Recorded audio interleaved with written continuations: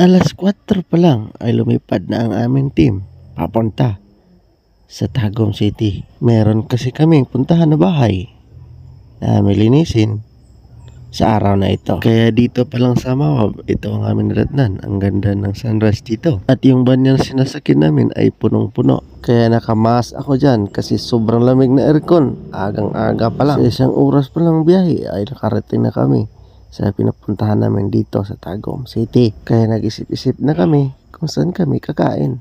Pero parang dito kami pupunta. Kaya habang nag-antay sa order, ito muna ang ginagawa namin. Nag-picture-picture kami sa labas. Tingin-tingin sa paligid na parang walang nangyari. Ito pala ang tropa ko, guys. Parikoy! Ang sa ininit? Ngay, kagininit. At nakatingin-tingin din kami sa aming paligid habang nagantay sa aming order. Usapang mga trupa vibes, right? At pagkatapos sa aming order ay nakarating na kami sa aming pinupuntahan at doon kami kumakain. Kaya dala-dala namin yung mga binibili namin na pagkain. Busy guys kasi ito yung mga kasunod na mga nangyayari, guys. Gahe naman kay kasi magpanumbag ay.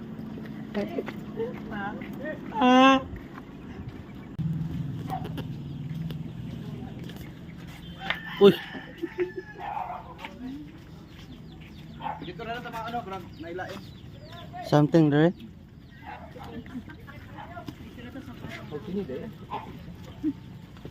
Welcome to my house.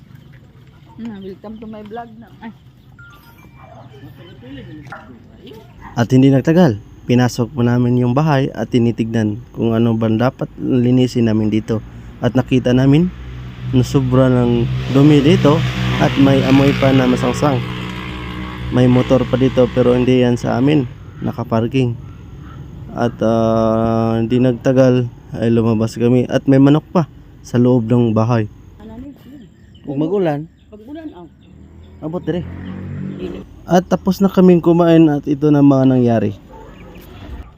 Atak na atak.